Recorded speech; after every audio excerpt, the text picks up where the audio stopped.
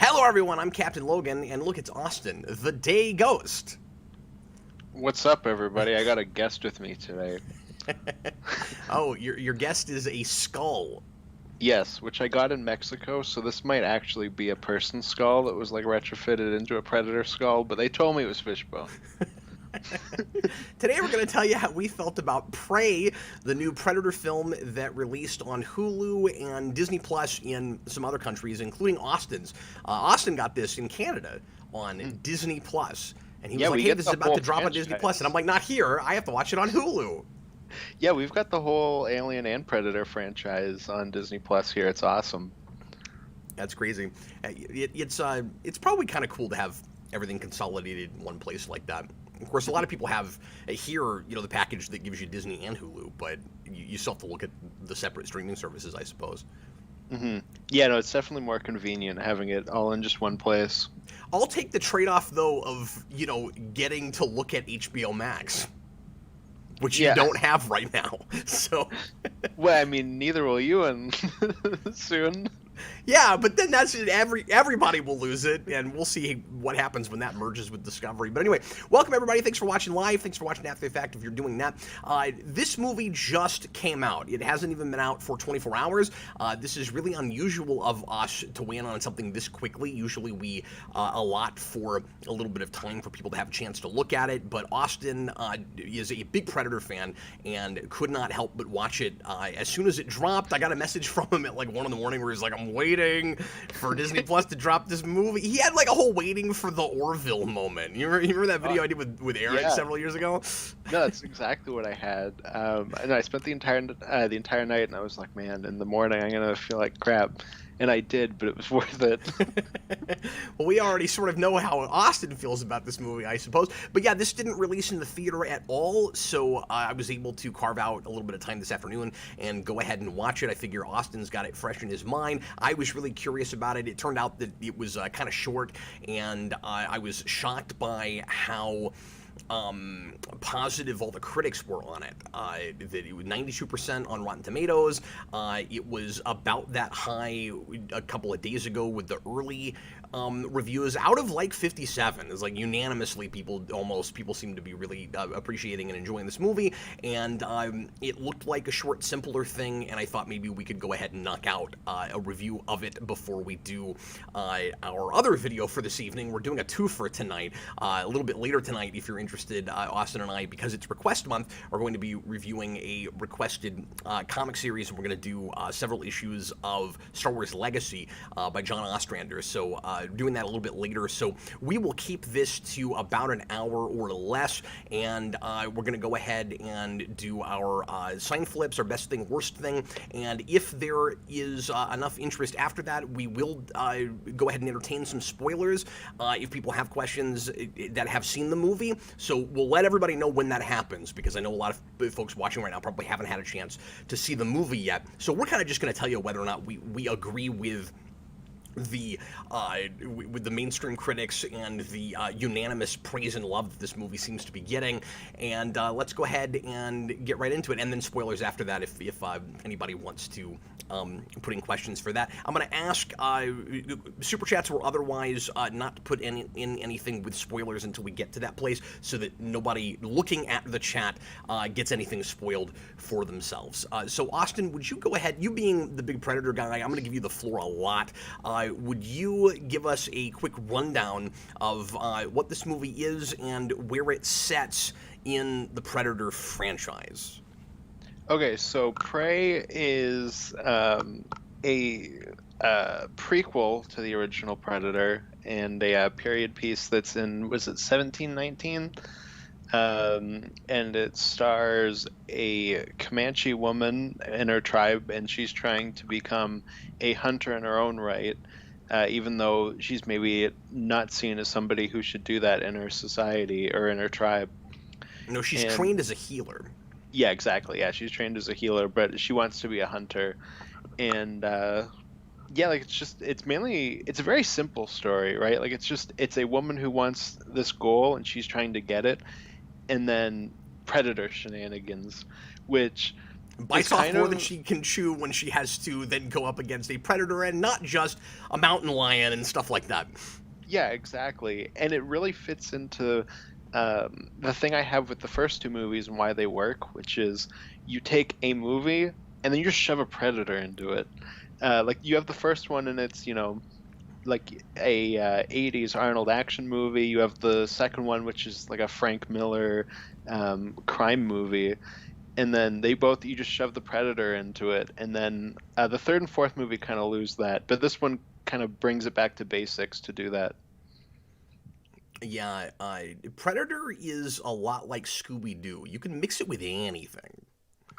Yeah, no, exactly. And it was always really confusing to me, like how we lost that as the franchise went on in the movies, because the third movie is basically just your standard soft reboot. Like it's a run through of the first movie again, but without the fun.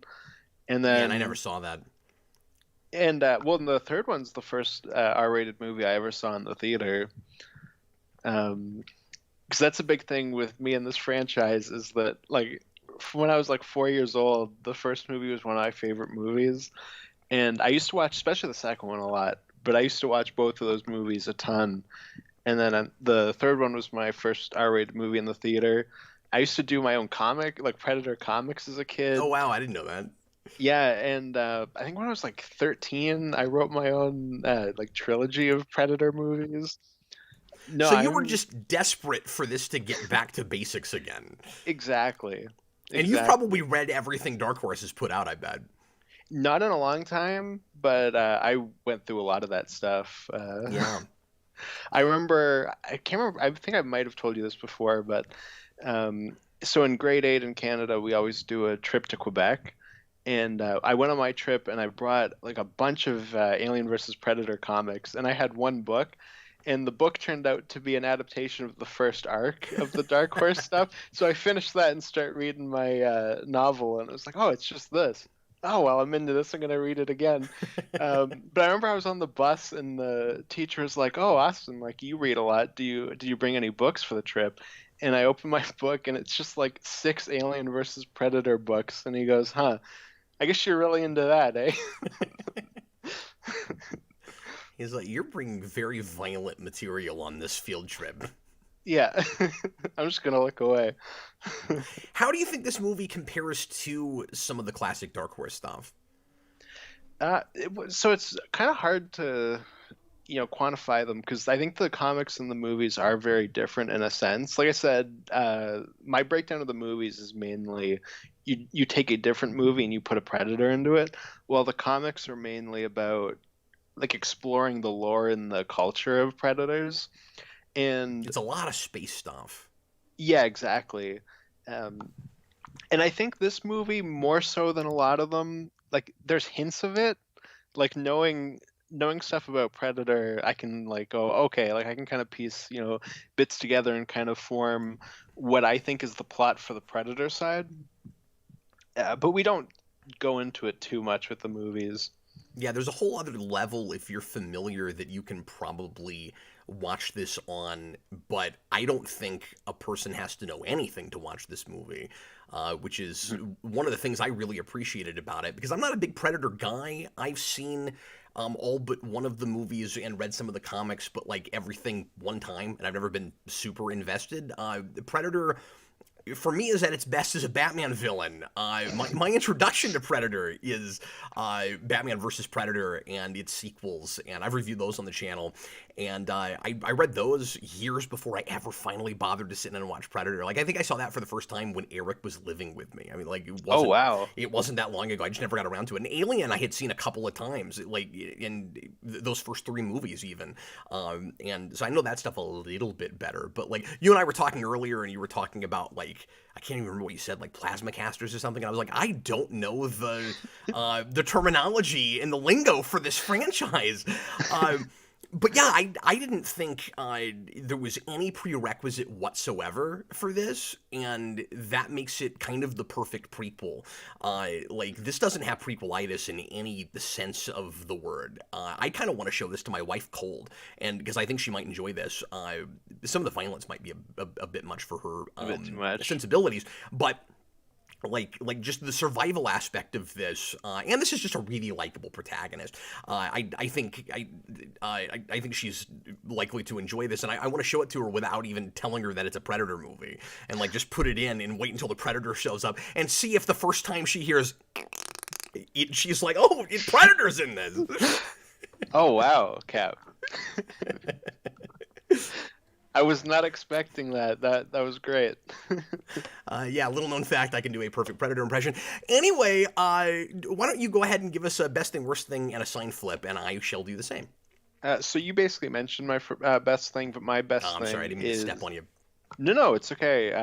My best thing is the main actress. She's really good in this movie and really sells it. Because initially, when they came up with the premise, there was like a part of me that went, "Okay, this is either going to be the animated Mulan or the live action Mulan." Yeah. Yeah, I was Um, thinking Mulan all the way through this, absolutely. and It's what I wanted from that movie, right? mhm. Like, Yeah, no, I was exactly. actually really excited about the live action Mulan, and in certain ways, we kind of finally got it with this, which is weird. Hmm. Yeah, no, this is more of that that arc of like the woman that kind of becomes a warrior, but not in a like Rey Skywalker kind of way, like where she's completely perfect. Yeah. My worst thing is the Predator's face design. It's like really bad. That's one of the only things in Oh, this really? movie that, yeah, I don't. They redesign it in a way that I think is just kind of wonky to me, but that's just me. I don't. I could talk for an Maybe it hour evolved about a little the bit in design 300 in each years. movie. Yeah, that could be. And I know I've heard the director talk about how he approached it from the point of view of it's like a predator from like a different hemisphere of their planet, so it's like a slightly different like race, and Oh. which I guess, yeah. And Um, see, those are the sorts of details that I guess you can kind of get away with telling us, but not putting in your movie. Because how would you get it in there? But like, mhm, it's like I'm always a stickler for if it's not in the movie, it doesn't count. Like it's mhm, not really there. But I guess things like that, a creator could say, well, this was in the back of our minds. Like we can give you what we were thinking of for why these things are different, and mhm, then I guess a viewer, it's up to them to decide if it really counts or not, if it's not actually in there. mhm. But I just think that kind of thing is really interesting to me, where it's like, well, I don't want it to get bogged down with exposition, because there's nowhere to put that stuff with this, and it's all from this one singular protagonist perspective. Like I don't want to jump over to the Predators and suddenly start looking into their data banks on their spaceship. Like it's not that kind of movie. Yeah, there's no way to fit that. I mean, I would not be opposed to having predator tribal scenes, but there's no way you can really fit that into this movie. I'm not Um, sure how you do it if you're only dropping off a singular Predator. yeah, Because no, it's exactly. the typical like with what little I know of Predators. Tell me if I'm getting this wrong, but like it's just the typical tradition of a ship drops off one Predator so that he can do his first hunt thing, Hmm. right? And so Yeah, there wouldn't be anywhere to get that. yeah, exactly. No, unless you just have, but even then, like you don't want to, like you said, you don't want to get too bogged down in exposition, especially for something just as like innocuous as why does the face look slightly different? Uh, because that's the thing that's really good about this movie is that it's very tight. Like there's no filler. It's just okay. We know what we want, and you get that, and you get nothing more, nothing less. Yeah, it gets in and it gets out, and it wastes no time. Yeah. No, exactly. Really good sense of inciting incident, occasion for story. Like right away, the the predator showing up like changes everything and creates the setting for everything that happens, and is the catalyst for why our protagonist chooses this moment to finally like try to be the hunter. It's not even like coincidental timing. It's like she's been gearing up for this, and then I don't want to give too much away, but the predator does a thing that makes her go, okay, I'm going to finally do this thing I've been wanting to do. And so like it's a real honest to god like textbook occasion for story, and a character that wants something and tries to get it, and we see if she manages it or not, and an opportunity for change. Like it's and like you said, it's super simple, but it really grabbed me, and I think this would be a really easy thing to be super boring if you're not careful with how you shoot it and how you pace it, and that runtime is really important. I don't think it needed 1 minute less or 1 minute more. I think it's kind of perfect. Yeah, no, exactly. Like I said, it's. I remember I complained with Thor, more Thor, the fourth one, about how. Did you say about, more Thor? yeah, Thor 4, more Thor. yeah, exactly. About how it's like the very bare bones, like they cut it down to the skeleton, but this is cut down to just what it needs to be. Like it's like you said, there's nothing more, nothing less. It's just exactly what we need. I am. Did you get the worst thing? Yeah, it was the predator face. Oh yeah, you said that. I'm sorry. That's okay. I'm kind of shocked that this movie exists. And that it was made when it was made. I know that Trachtenberg, this is Dan Trachtenberg, the same guy who directed 10 Cloverfield Lane, which is a movie I like a lot. So I guess he's the guy to go to for subtle, off the beaten path sequels where you don't necessarily really or prequels that you don't necessarily need to have seen the original for. Like that's what these things have in common, and they're in a horror vein, I guess, but like they're very, very different kinds of thrillers. And strong female protagonists. And that's a good point. And young, strong female protagonists, yeah. It's like if Joss Whedon was a more subtle writer. Yeah. I guess. But yeah, he was trying to get this made all the way back in 2016. He pitched it while they were making the one before this, while they were making Shane Black's movie.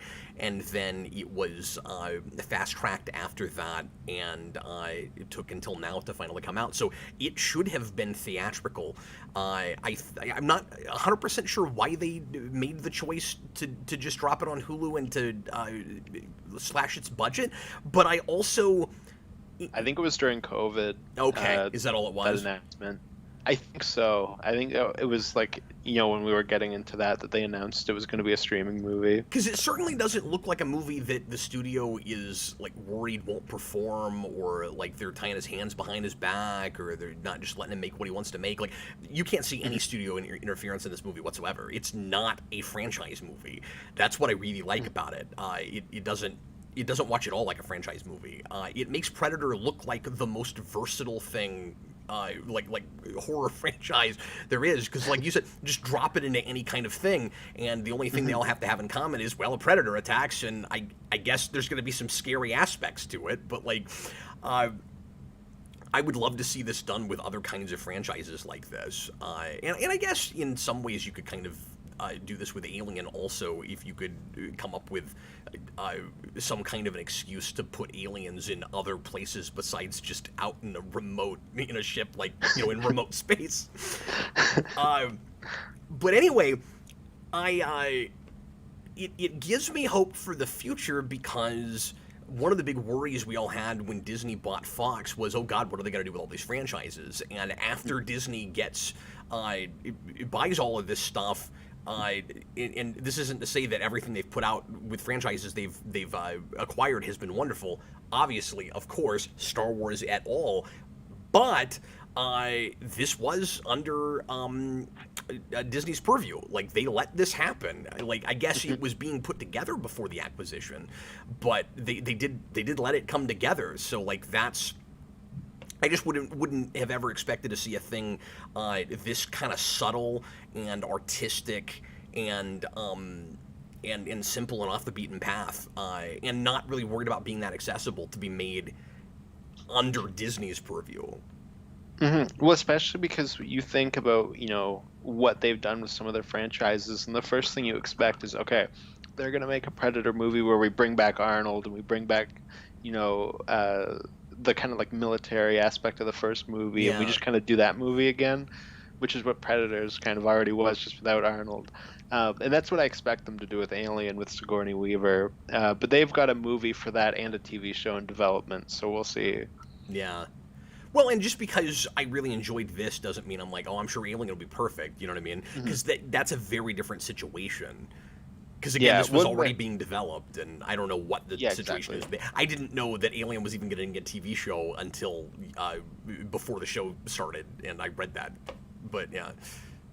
Well, and I'm excited for the show because the guy who's doing that is the guy who did Legion and the Fargo show, Oh which are wow. both shows I've heard nothing but great things about. And then the guy who's doing the movie is the guy who did the remake of Evil Dead and the new Texas Chainsaw Massacre, Okay. and that's probably gonna suck. So not as much confidence there. No. But anyway, so I'll go ahead and break down my thoughts and give you best thing, worst thing. I was really impressed with this. It's a real solid experience. I like the character work in it, and that this protagonist is actually allowed to develop and progress, and that she's not perfect. It would have been really easy to, like you said, make her kind of a Ray Skywalker, a Ray, and to make her a look. Ray's not actually a Skywalker, but it's really easy to say that now, so that you could just like uh, uh, separate her from anybody else named Ray. We're not talking about Ray Charles. We're talking about the Ray in Star Wars. We're not talking about Ghostbusters. And Go get her, Ray go get her, Skywalker. Ray Skywalker. But anyway, very often with a protagonist like this, with like young, kind of spunky female protagonist who wants to prove that she's as good as the boys are at something, you'll end up with kind of a with kind of a brilliant, can do no wrong, is good at everything kind of character. There is not really much of that here. One scene, and that's actually my worst thing, and I'll mention that in a second. But for the most part, she doesn't have that problem, and you see her really evolve through the course of the story, getting better at what she's trying to do, and I find myself certainly rooting for her throughout the movie.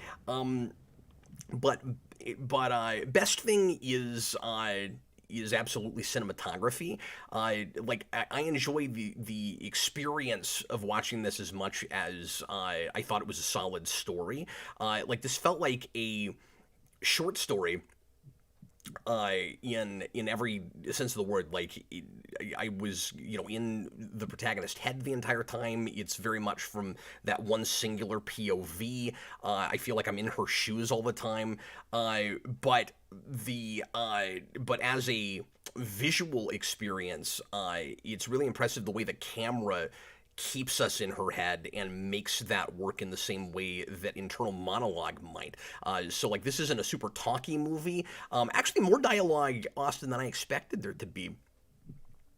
And I thought that it was weirdly like kind of modern and period realistic all at the same time. Like we didn't bother with trying to create a Native American vernacular. We just said, okay, we understand that these people are all speaking in Comanche, and we're hearing just like a modern translation, like a 21st century translation of that.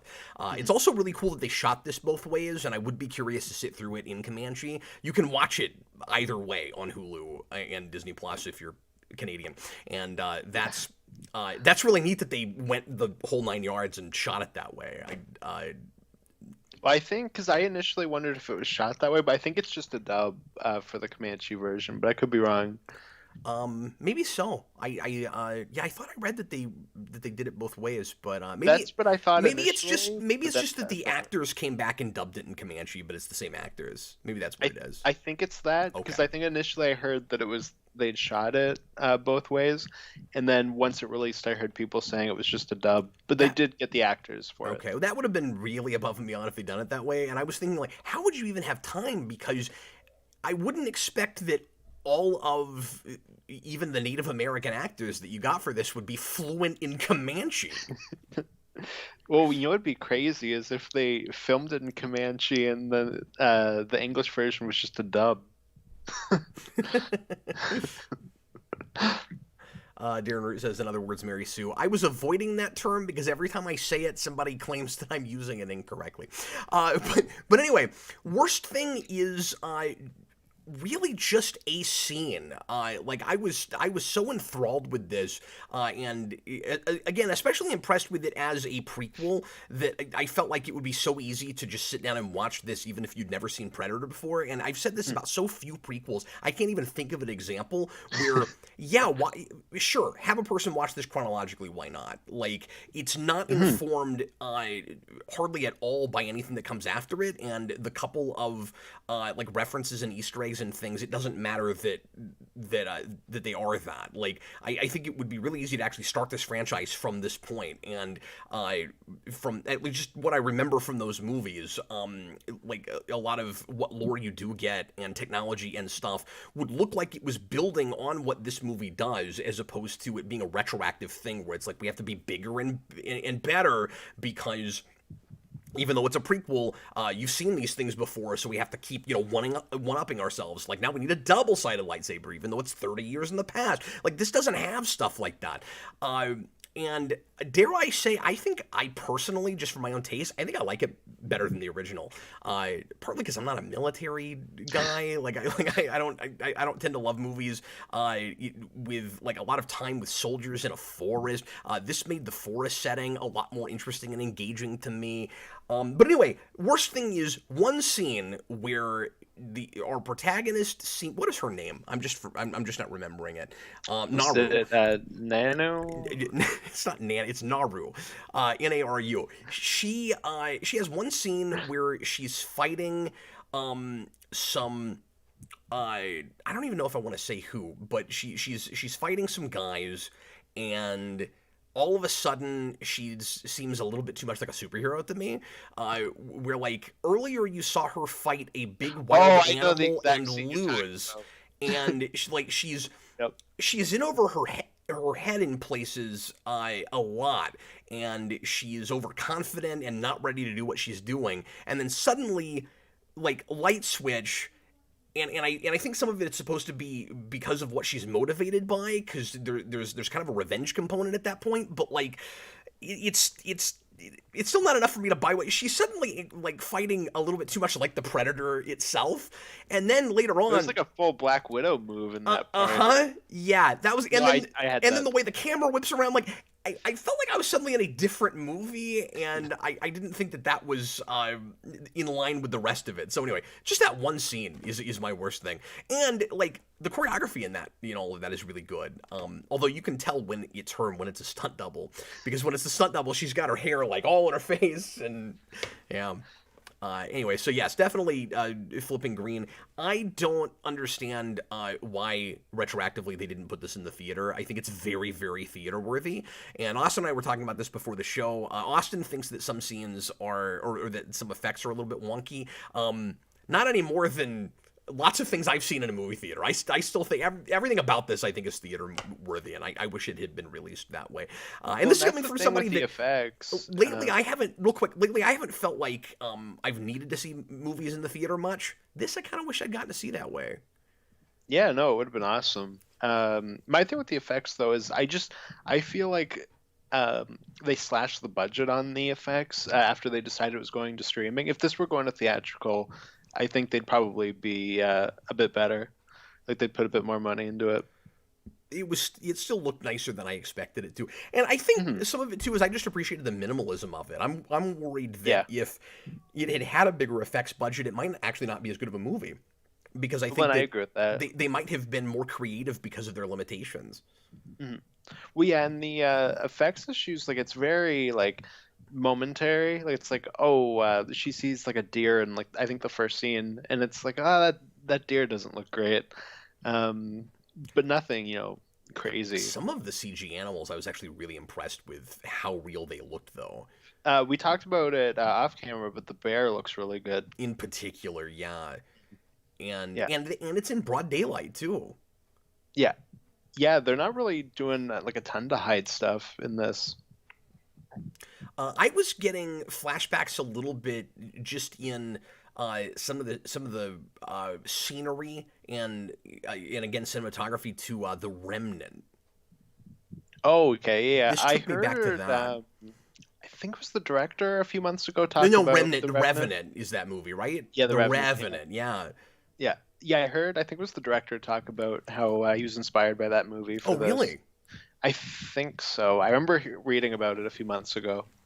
It shows. There's some really breathtaking shots of particularly like rivers and stuff. And Beautiful landscape. Like, mhm. I was getting flashes of like Lord of the Rings in places where she's walking and there's like mountains in the background.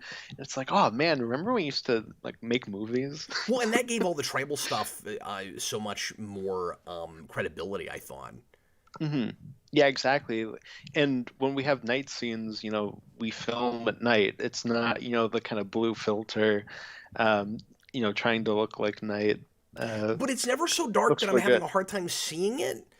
And No, it's not that like and I love these movies, but it's not that like Blade Runner 2049 and Dune thing where it's so dark my eyes get heavy and I want to take a nap. Like I didn't have that with this movie.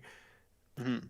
And it's not Alien versus Predator Requiem, where the entire movie is very, very dark. Yeah, well, they just forgot to turn a light on in that whole movie, I've heard. But anyway, Yeah.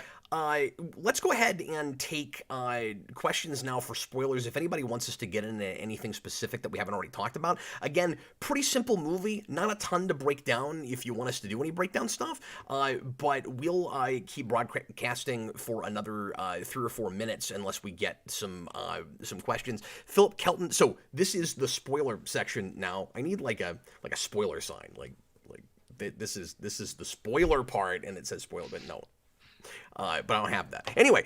Philip Kelton, Cap, what killed the predator in the first film? The Ice Age. I don't know why he's asking me that. A log.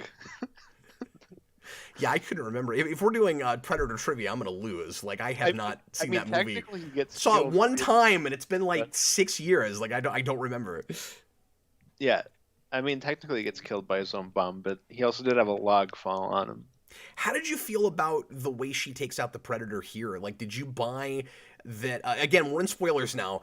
So at the end, she gets the predator's helmet and manages to like make uh, one of his like I don't know, missiles or something. I'm not He's sure got what you like he's got call like a it. bolt gun, like it shoots That's like what it is. bolts. Yeah, like you're able to use the helmet remotely to activate it, and she's able to do that and takes him out. Actually, he doesn't die by that. I think is that what kills him, or is it Yeah, so after that? it's the targeting system on the mask. The like bolt comes up and then it flies around and it goes straight into what's being targeted. So she uses the mask to target its head For a and then second, I like couldn't flips remember around and if it was shoots the it. pistol or no. She gets him with a pistol, but then She gets him later with the she pistol actually earlier. kills him with his own targeting system. Yeah.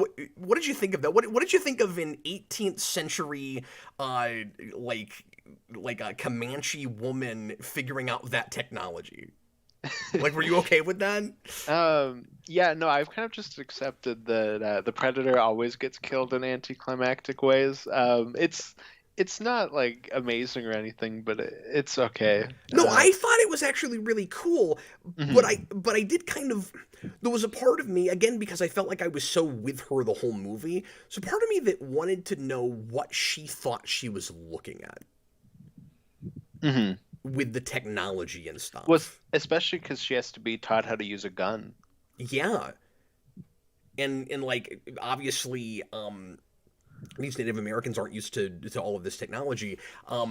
So like even what the Frenchmen have would be new to them, but probably not like magic and mystical. Like they've probably seen guns before because there've been some white men around, but what the Predator's got a cloaking device and Mm, he's got green blood, and at the beginning of the movie they discuss it like she talks about it like a demon in their mythology, and yeah. they're all oh, you think it's a monster, that's ridiculous, and then they see it and nobody ever goes, oh god, she's right, it's a monster. Like what after that do they think they're dealing with? That's a question I had.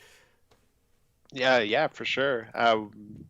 No, it's an interesting thought. At least with how she kind of figures out that thing with the mask, like they do set that up where she sees it shooting its bolts and its mask is off the ground, so it's just like shooting blindly into a tree that the mask is looking at. Oh yeah, okay, So I forgot about that. it's like that you can kind of put two and two together. But you're right, yeah. Like, what would you be thinking when you see this, crazy creature? Yeah, I would just think that it would be it would feel like a creature out of mythology. It would feel like like the only explanation for some of the things you're seeing must be magic or something. Like not belittling these people and saying that if you eventually explain it to them, they couldn't get their minds around it. But like it reminds me of a TNG episode called "Who Watches the Watchers," where like there's this group of people that are actually probably around the same time in development, probably like 1800s, and if and like no matter how Picard tries to explain it to them, they think he's a god. Like he takes one of them to the Enterprise and walks them around and says, "Look, we're mortal just like you." And they still can't get their minds around the technology and that it's not something mystical. And I kind of would think that that would have to be the same thing with these people. And she maybe accepts it a little bit too easily, or maybe it's just a matter of well, she's pragmatic and is trying to survive and figures this thing out and has put away the logic of it. Like I guess I don't care what's happening. I just need to kill this thing. And Mm. again, you get a revenge component at that point as well. So like, not only is it the coming of age thing, but she's also it's also really personal for her at that point too, because of what happens to her brother and all of that. Mhm. Yeah, it sounds like you kind of want the Alien versus Predator thing where you kind of go back to a was it like Mayan type society? I think it's like a mixture of different cultures, but the predators are worshipped as gods, and that's how they kind of do the alien thing. In that is that they like sacrifice humans to aliens to like do hunts. Oh, interesting. I've never seen that because everybody says it's bad. Yeah, it's on the list. We'll get there eventually in like 8 years. But Philip Kelton, the point of Predator is the jungle was not conquered. He just says conquer. I don't know, conquered. Not by the USA, not by the Soviet Union, not the hunter by space. And Dutch survives by embracing the jungle. I don't know what that means.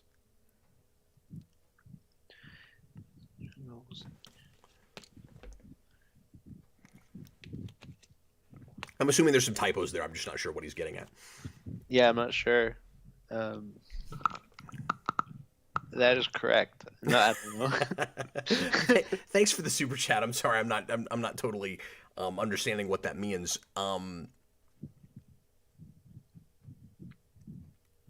But anyway, I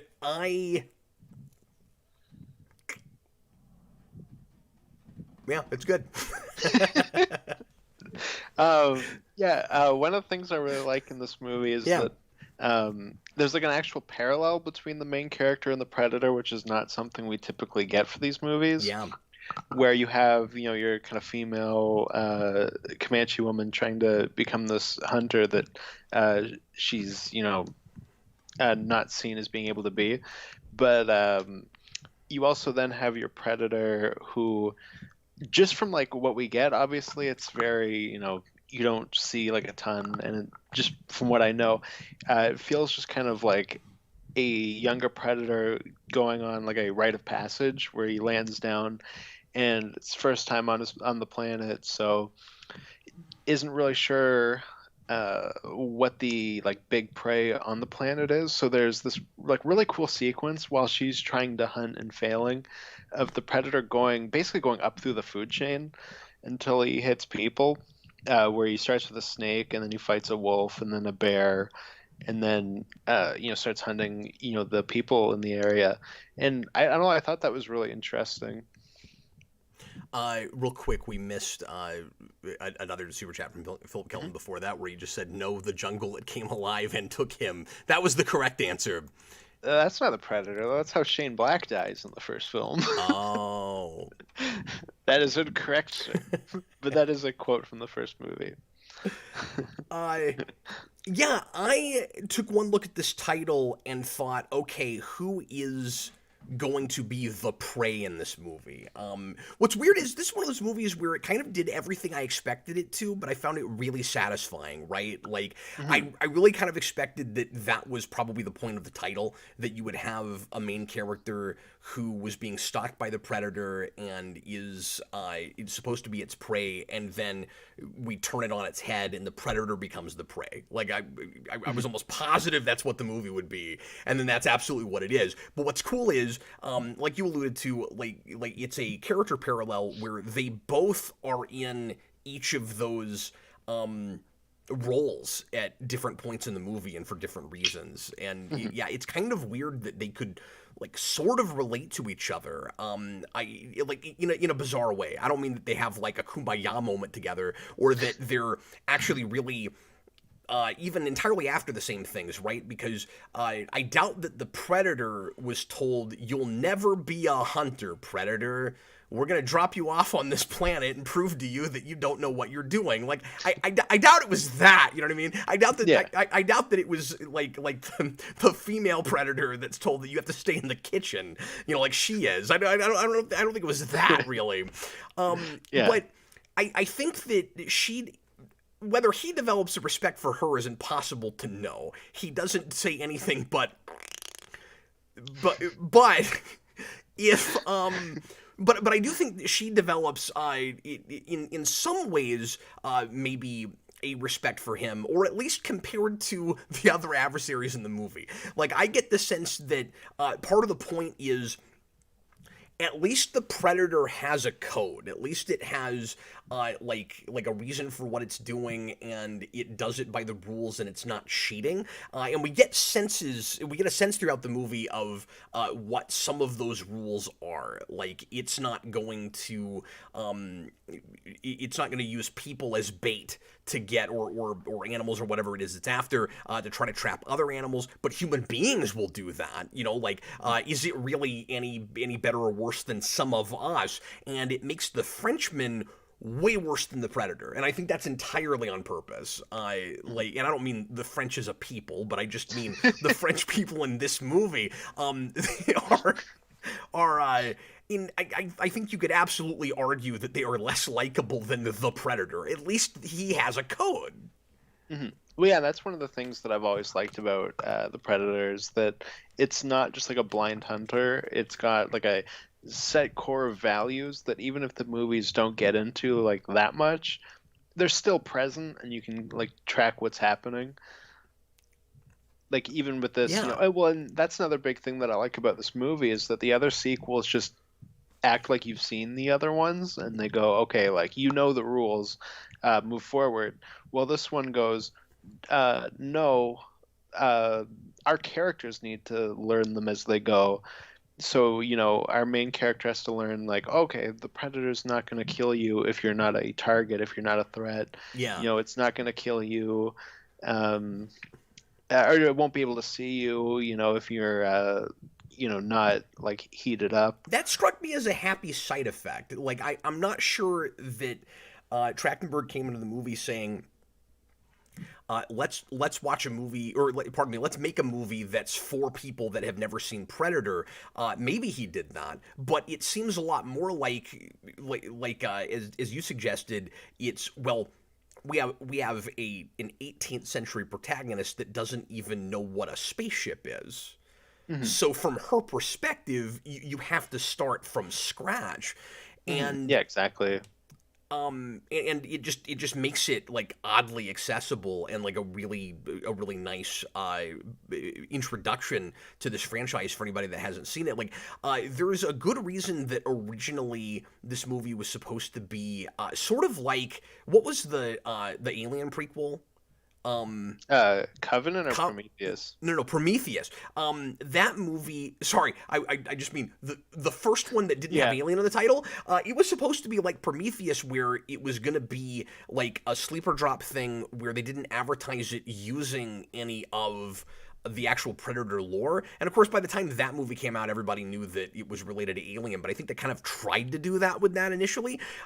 This was supposed to be called Skulls at one point. Yeah, which is like it's funny how they made it with the intent that it was going to be called Skulls and then changed it to Prey, but both titles are like thematically relevant to what the movie's about. Yeah, that's true.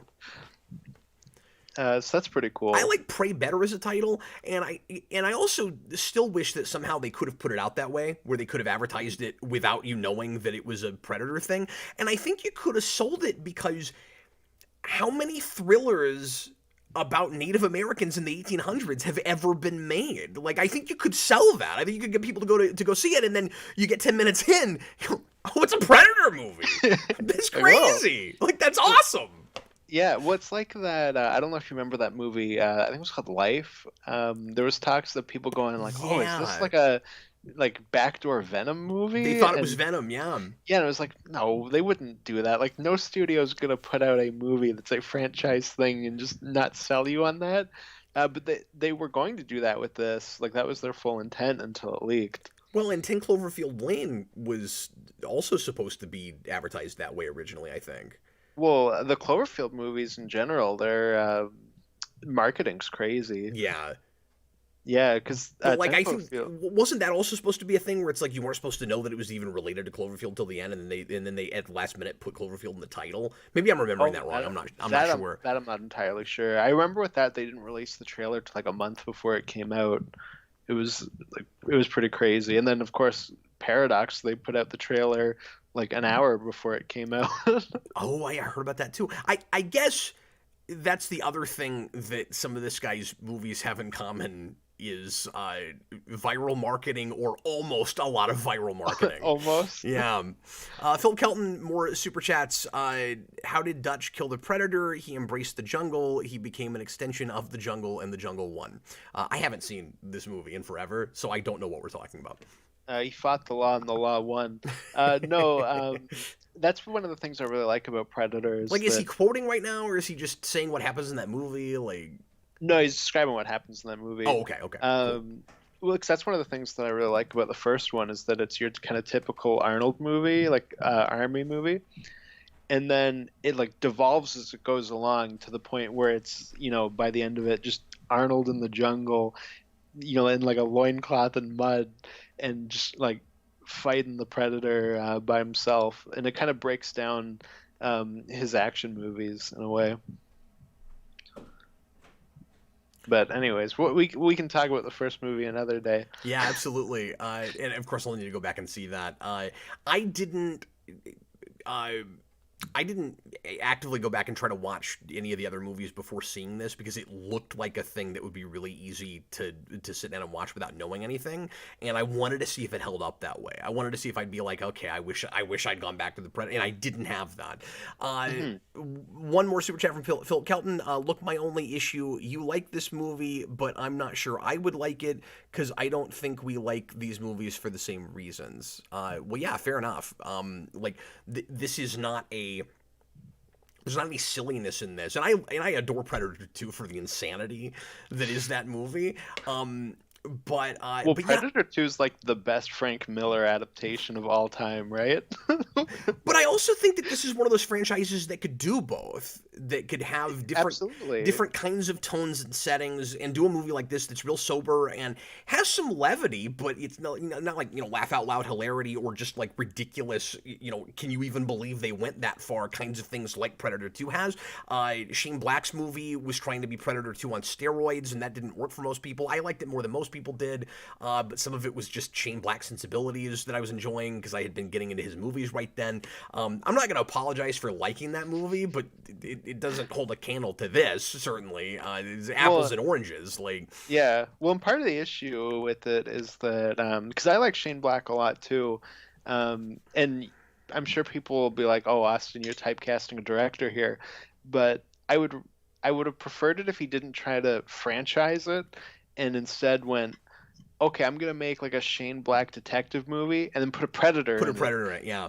Well, Because instead he like reinvents the wheel and he changes it to be like, oh, the predators are going to invade us because they like that our planet's hot, and at that point you've completely lost the premise of the series and why it's cool. you made it a generic alien invasion movie at that point. Exactly, and you've completely lost what the premise of it is in the first place. See, Philip, I liked this movie because I'm not a big Predator guy. I liked this movie not as a Predator movie, but as a movie. Like what was cool about it for me is that if I'd never heard of Predator, it would have won me over on that premise. Like Yeah. I like the I don't mean to keep repeating myself, but I like the idea of somebody looking at this movie and not knowing what I'm not saying this would necessarily happen, but somehow living under a rock has never heard of Predator and is like this premise is really cool. Mhm. And I Yeah, kind no, of and exactly. I just enjoyed it more from like in this setting than I did the original because Yeah, it which was is fair. there's a novelty to the setting. I haven't seen it much, and it was really credible. It felt really authentic. Yeah, well, and that's, I And think, it's the just super a magic of super what. moody, atmospheric kind of film. Like I would have enjoyed this. I think you could have made a movie like this without a predator in it, and I might have still been kind of enamored with it. You know what I mean? Like if this movie take the predator out, let's say she's just hunting a lion. Let's say the whole movie is she's trying to hunt a lion, and there's French guys after this lion for some reason, and they want to know about the lion. And they torture her brother because she won't tell them about the lion. I'm not saying it really works without the predator exactly, but I'm just saying that like if somehow you could Like, there is a movie there, and then you put a regardless predator of in it. the yeah, Yeah. and I also really enjoy stories where there's one like supernatural or like high concept component to it, and Mhm. everything else is just period or just a modern day thriller or romance or whatever it is. Yeah, well, and I think that's what like the magic of what this franchise should be, and I hope now with the success of this movie, will be in the future, is that okay, you have, let's say, like a feudal Japan like samurai predator movie. Okay, you have like a cowboy movie, Yeah. and yeah, like somebody like you, like, yeah, you don't really like the military aspect of the first movie, but you can get into a different aspect of one of the other ones. That's what I really like about And I also Predator like not having 2. to follow a group of macho dudes around. Yeah, like you can do a bunch of different And I stuff. don't have That's a what. problem with movies about that, and that's the that's 80s action movies to a T, of course. But this was fresh to me, and I liked. I don't know. Some of this was just my narrative sensibilities, and like I like a singular protagonist, Yeah. and there's not enough like simple stories told about a singular protagonist anymore. Like everything's especially with superhero things and stuff, but like everything's a team movie, Mhm. and that was a really refreshing thing to me. It was real literary, and I like that about it. Call me prudish, I really like that about it. No, that is, kind of the great thing about this movie is just how small it is. A couple of comments we should read real quick before we Hmm. finish up.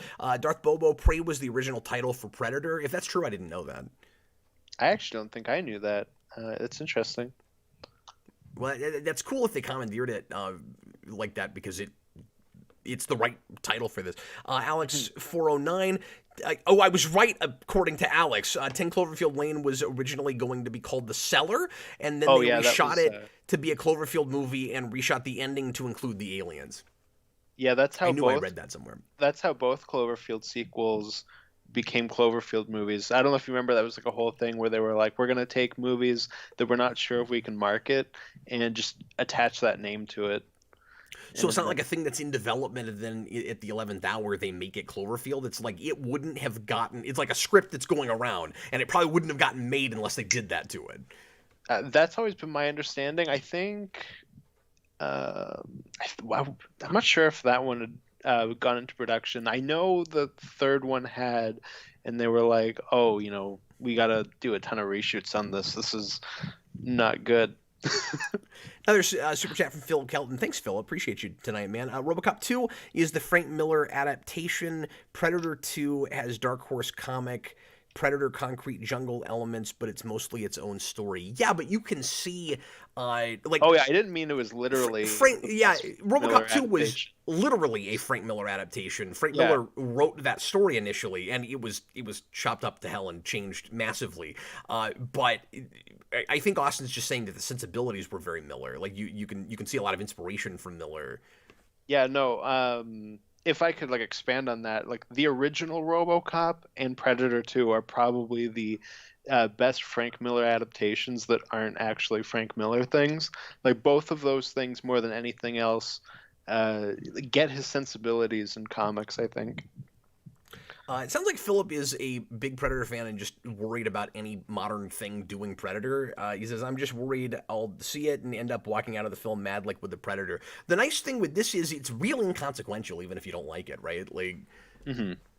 And it's an actual Predator movie, unlike the Predator.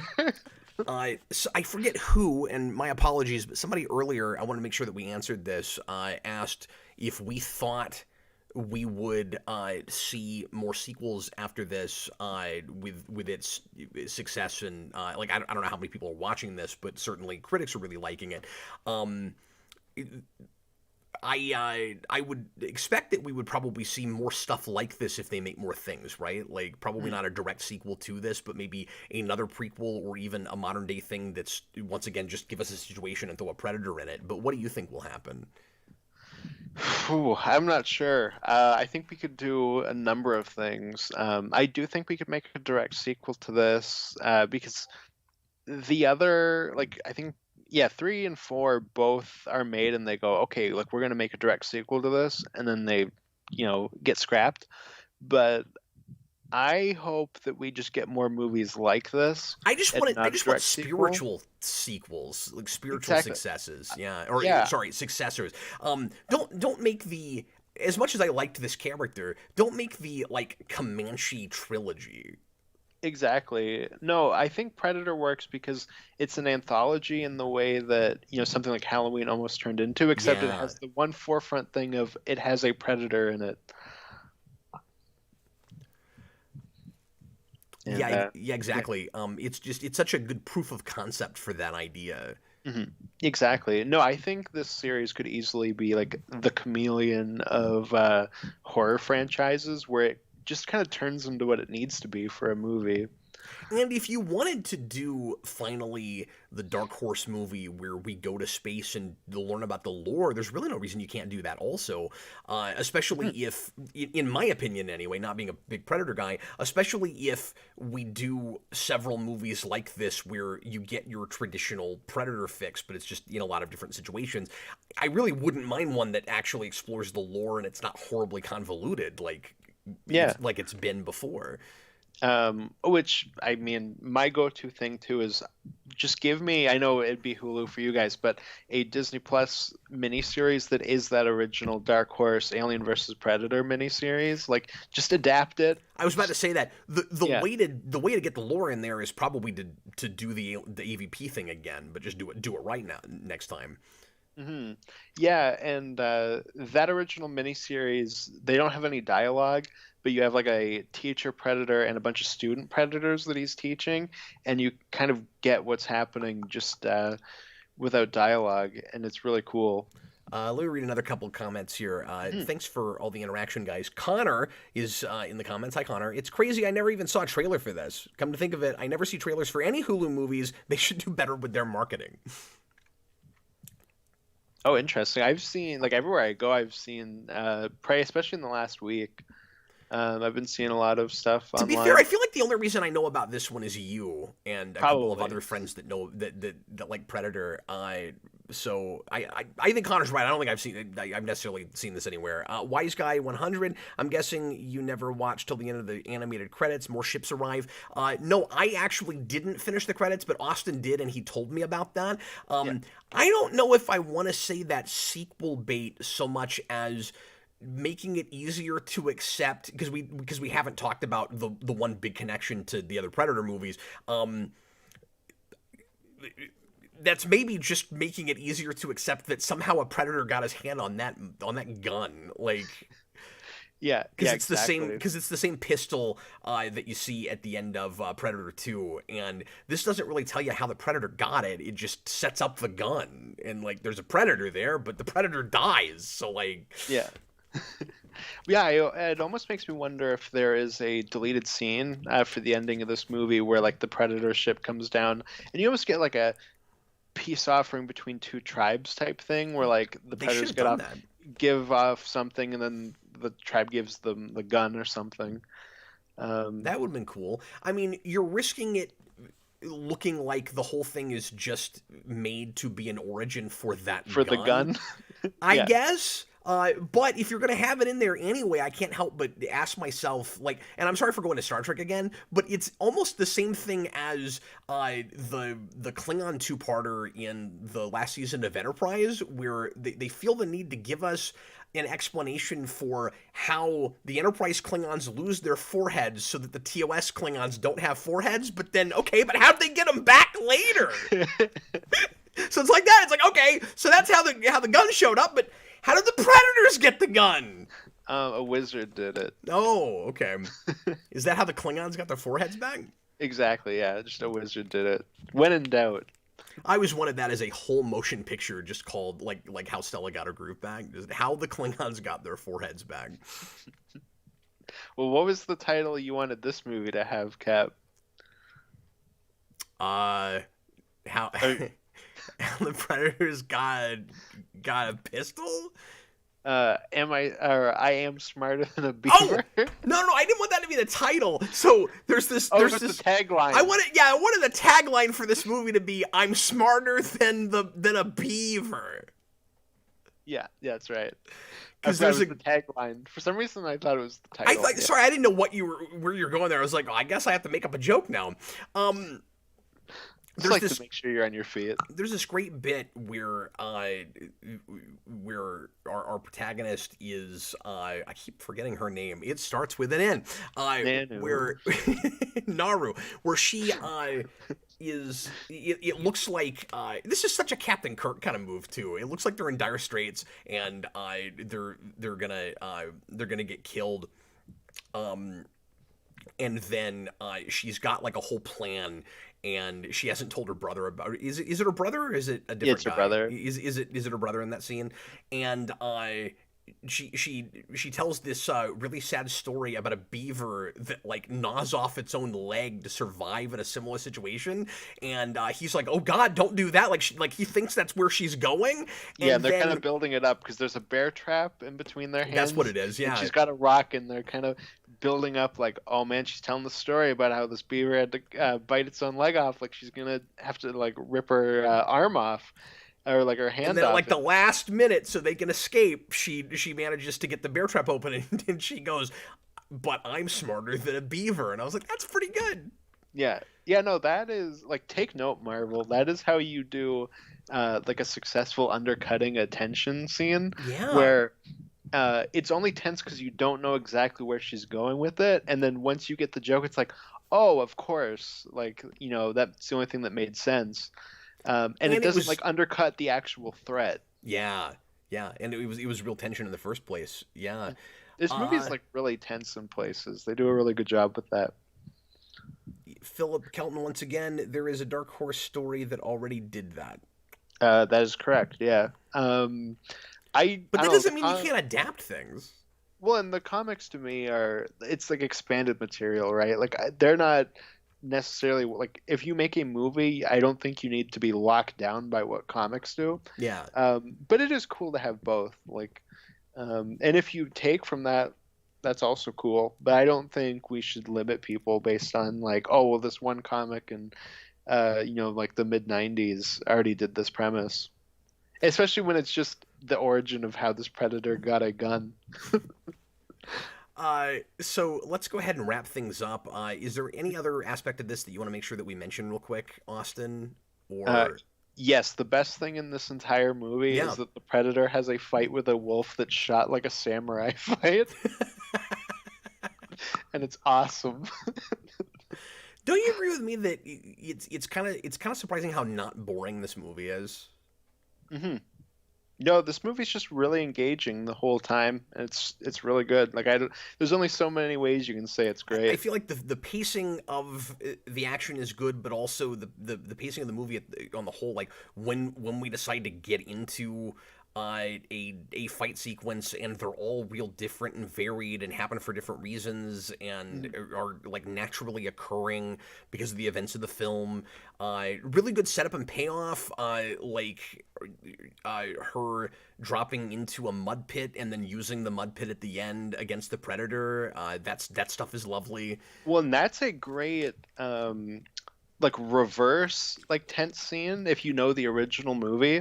Because if you know the original Oh, good movie, call. Arnold's got like all the mud and the predator can't see her, and we're building that the predator is slowly making its way towards where she is, and then she falls into the mud. So you're thinking that scene like, oh man, the predator's going to show up in this scene, and that's how we're going to deal with that. But it ends up being like a reversal of that, and that's not what's happening. Yeah. But it makes that scene more tense if you know the original movie. And she actually figures out kind of that the predator uh, can't see people that have their that get cold, Their that have temperature their colder, yeah. temperature drop, but in a completely different way. Yeah, and it's like the first sequel that finds a different way to do that, and it's really cool. I will say there are points where I'm not entirely sure why she's doing certain things on a first viewing. Like I read a synopsis to make sure I wasn't missing anything before we started broadcasting, and there were a couple of bits that I didn't get just watching the movie, and that's I'll take that over the movie holding my hand and spelling everything out for me. But that is the risk that you take sometimes when you have a character that doesn't really have anybody to talk to and that isn't it doesn't have a internal monologue or spelling out anything. But this doesn't resort to like voiceover or anything, Nope. and I No, really there's a lot of appreciate that. just visual storytelling. Well, guys, thanks a lot for watching. Let us know in the comments if you're watching after the fact what you thought of Prey, if you saw it. Austin and I are both feeling it, and I want more stuff like this, not just for Predator, but just for thrillers and horror movies in general. Mhm. Just I don't know, give me more cool, subtle, like character-driven stories like this. Mhm. You had a character that's being attacked by a essentially slasher villain that I actually cared about, and that was very Yeah. exciting. Well, this hits me on And who every. gets to become the slasher herself at the end? Yeah, exactly. Well, and this movie hits me on both ways that my brain works, and that I got a story with a character I really like, but I also got to see a movie where a predator frisbeed a bear trap into a dude's throat, and then when it hit his throat, it closed on his head. Yeah, so like It it's was not having fun with amazing. the action. Yeah, exactly. And it's able to be a little bit more over the top with some of that stuff because it's so believable otherwise that like within this context I'm not even getting that some of that is kind of crazy. And then you started describing it, I'm like, did that happen? Yeah, I guess that did happen.